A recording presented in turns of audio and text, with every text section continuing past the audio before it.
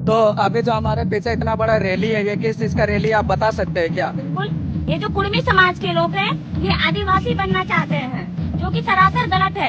आदिवासी एक पिछड़ा वर्ग जाति है। आदिवासी का अधिकार आदिवासी तक ही रहना चाहिए, ये अधिकार किसी को नहीं देना चाहिए। और जो लोग इसमें जुड़ना चाहते हैं, उन्हें बता दें कि ये कभी संभावित नहीं है। और अगर सरकार इस नियम को महतो समाज में लागू करती है, तो सरकार को जान जाने की संभावना है। और हम बता दें कि आदिवासी भाई बहनों को सूचित करना चाहते हैं कि कृपया खाने पीने से ज्यादा अपनी शिक्षा और अपने भविष्य को लेकर चिंतित हो और जागृत हो। धन्यवाद।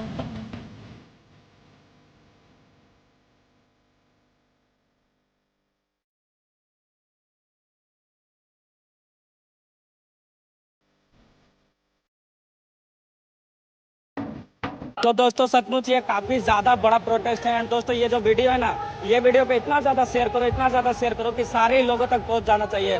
और मोर इन्फॉर्मेशन के लिए हमें फॉलो जरूर से कर लेना।